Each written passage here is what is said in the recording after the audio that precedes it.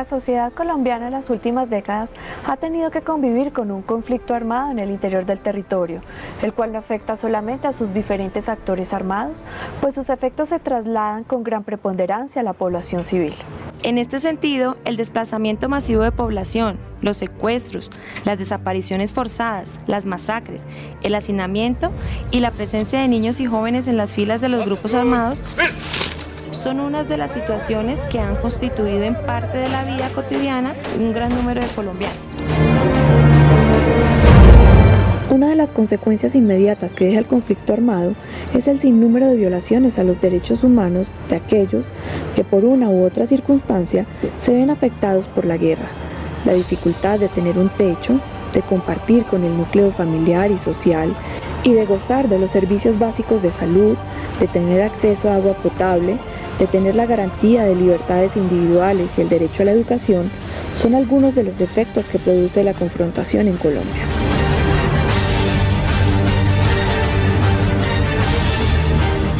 El derecho a la educación es uno de los derechos más importantes que se le debe garantizar a cualquier persona. Es quizás el más importante de los derechos sociales. Aunque no se puede plantear que existan derechos importantes y otros secundarios, la afirmación anterior se fundamenta en el hecho de que es a través de la educación en sus distintas formas y modalidades cómo el ser humano se deviene en ser social, en persona, en hombre o mujer, y es por medio de ella que adquiere las condiciones y capacidades necesarias para vivir en sociedad. La garantía del derecho a la educación como un medio que contribuye al mejoramiento del desarrollo humano, las oportunidades y las condiciones de las personas, permite el mejoramiento de esos mínimos culturales, donde la garantía de este derecho debe ser un elemento fundamental en los procesos de reparación a las diferentes víctimas que ha dejado la violencia en Colombia. Una educación que se orienta fundamentalmente a niños y jóvenes desde una perspectiva de escolarización formal también tiene que avanzar hacia aquellos que requieren otro tipo de formación que va más allá de los campos escolarizados tradicionales.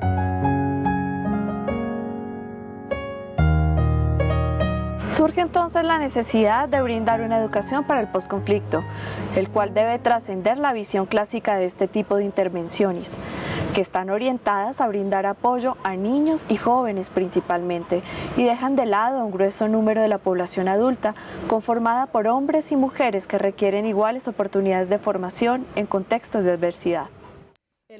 A las personas involucradas en el conflicto se les debe garantizar el ejercicio y goce de sus derechos, por lo cual deben estar involucrados en el proceso de asistencia y recuperación, y se debe escuchar e incluir sus opiniones y necesidades para una respuesta más efectiva. La educación es un recurso vital de apoyo personal y emocional para los afectados del conflicto, en tanto que es fuente de conocimientos y ambiente de socialización. Debido a esto, la educación es un derecho que debe ser protegido y considerado siempre como una prioridad, más aún en situaciones de posconflicto. En dichas situaciones, se debe dar importancia tanto a la restauración de la educación formal como a aquellos procesos que permiten identificar mejores aprendizajes que se puedan incluir en las actividades cotidianas y de interacción. En consecuencia, la labor de la educación en el posconflicto debe estar orientada hacia diferentes aspectos que permitan superar la excepcionalidad e incorporar al sujeto en sus nuevos roles, o retomar y reasumir aquellos que tuvo que interrumpir abruptamente por las condiciones de adversidad. Un primer reto de la educación en el posconflicto consiste en desarrollar tareas de protección y desarrollo orientadas especialmente a las personas escolarizadas, para que se pueda controlar o evitar la vulnerabilidad de los sujetos frente a los actores que propician la violación de sus derechos. Otra tarea indispensable está relacionada con la posibilidad de proveer una estructura, un propósito y un significado cotidiano para los niños y los adolescentes, puesto que uno de los impactos más frecuentes en situaciones de posconflicto es que tienden a perturbar o a destruir instituciones sociales como la escuela. Por ello, la educación casi siempre es identificada por los propios afectados como de urgente necesidad, sin importar cuán complicadas sean las circunstancias. La educación debe jugar un papel fundamental. La interacción y el compartir experiencias permite obtener una comprensión individual y colectiva del significado de los sucesos. puesto que cuando se habla de una verdadera reparación, esta comienza por conocer toda la verdad y la reconstrucción de los hechos, y luego la memoria y el diálogo entre sus diferentes sectores afectados se constituyen en una piedra angular de no repetición y de un auténtico medio para la reparación. La memoria no es para después de la guerra, pues los actores podrían ya no estar y los riesgos de olvido serían mayores. La memoria debe hacerse en medio de la guerra para detenerla, denunciarla, reclamar, transformar y construir la paz.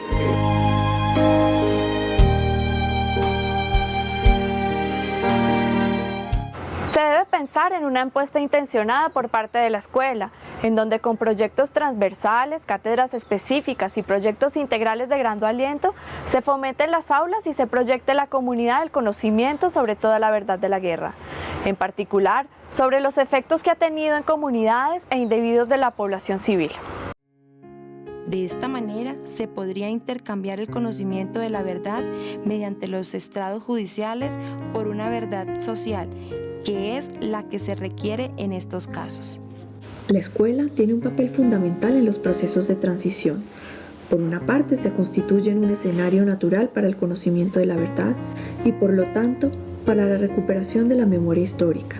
Por otra, será allí donde se preparen las condiciones para las personas y la sociedad, generando prácticas más democráticas que permitan incluso comprender por qué se sacrifica la justicia en estos procesos, con miras a crear escenarios en donde las diferencias no se resuelvan a través del uso de la violencia, sino a partir del diálogo, el consenso y el disenso, con ejercicios intencionados desde las instituciones y las prácticas de los docentes. Así, se podrá contribuir a una apuesta del posconflicto armado.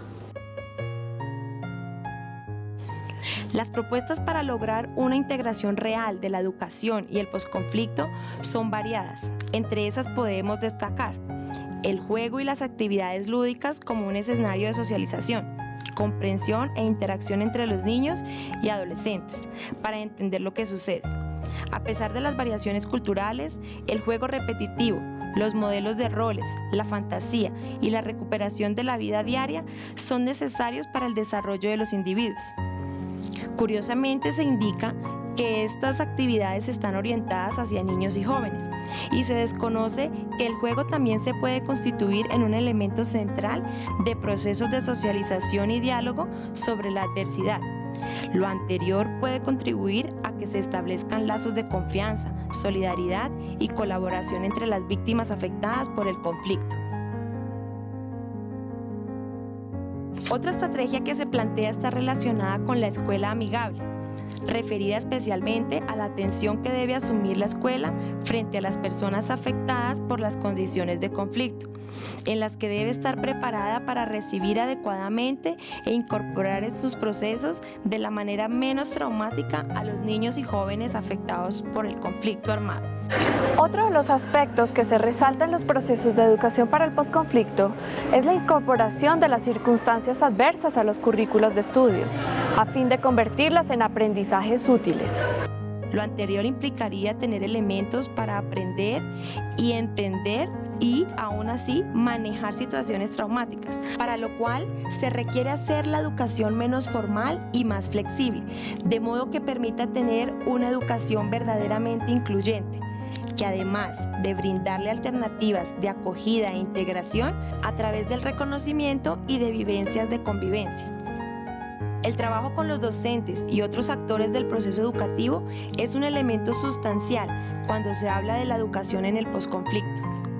Es importante identificar a los maestros y a los demás actores del sistema educativo para desde allí adelantar prácticas que generen confianza y establecer los canales de comunicación básicos que permitan cumplir con los objetivos y las tareas propuestas.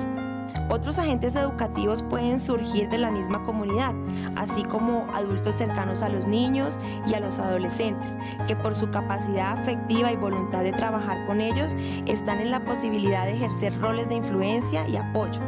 Tal es el caso de algunos líderes adultos, de las madres comunitarias o cuidadoras o de voluntarios de salud. En la medida de lo posible, es importante incorporar a los padres de familia y la comunidad en general en las actividades educativas. Puede ser organizando comités de educación que apoyen el trabajo de docentes y otros agentes comunitarios que desarrollan la labor educativa. O puede ser un aspecto logístico como asegurar instalaciones adecuadas para la recreación a través de programas de educación y comunitarios, o en coordinación con las autoridades de educación, entre otros. Concluimos entonces que los estándares mínimos que debe cumplir una educación en el posconflicto implican tener en cuenta los siguientes aspectos. Primero, proporcionar la participación de los miembros de la comunidad afectada en la valoración, la planificación, la implementación, el seguimiento y la evaluación del programa educativo. Segundo, hacer un plan de trabajo efectivo que incluya los recursos con los que se cuentan, humanos, intelectuales, monetarios y materiales que existan en el interior de la comunidad o que provengan del Estado, la comunidad internacional, las organizaciones no gubernamentales o la sociedad civil. En situaciones de posconflicto existen numerosos vacíos en el ámbito educativo, los cuales van desde la falta de acceso, calidad, hasta la exclusión de grupos específicos de la población. Otro vacío clave tiene que ver con la falta de financiamiento. En la actualidad, la educación en situaciones de posconflicto es considerada una prioridad de la acción humanitaria en una actividad de desarrollo a largo plazo. Lo anterior coloca al Estado y por ende al sistema educativo en una situación que los debe llevar a repensar su labor, para la cual la educación debe adaptar el sistema al estudiante, en lugar de esperar que el estudiante se adapte al sistema. Recordemos que cada estudiante tiene sus propios constructos sociales y culturales, por lo que tiene derecho a una educación de buena calidad y adecuada a sus necesidades. De modo que es necesario incorporar a todas las personas afectadas a fin de que la educación sea más acogedora y alentadora. Las estrategias que se proponen son: pensar en el papel de la escuela en contextos de conflicto y posconflicto armado no es tarea sencilla, sobre todo en un país donde la educación ha sido apartada de la política social y en donde sus principios están orientados a las políticas de calidad y a las formas de cómo se evalúa la labor educativa en Colombia. Nuestro país, pese a estar viviendo todavía uno de los conflictos internos armados más largos del mundo en la historia reciente, no ha contado con una política pública que permita acciones concretas en educación para el posconflicto. Los retos del sistema educativo y de la escuela en los procesos de posconflicto son fundamentales. Por una parte, están los encargados de desarrollar procesos formativos en los que la guerra no se siga viendo como un asunto de otros, sino como una realidad que afecta a todos los sectores de la sociedad.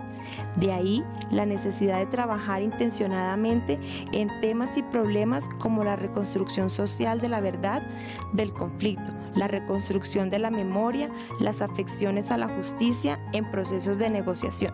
Se hace necesario entonces un sistema educativo que interactúe en las regiones a partir de sus realidades, que supere su objetivo de ser transformadora de conocimientos y genere trabajo junto a las comunidades desde sus propios contextos y necesidades.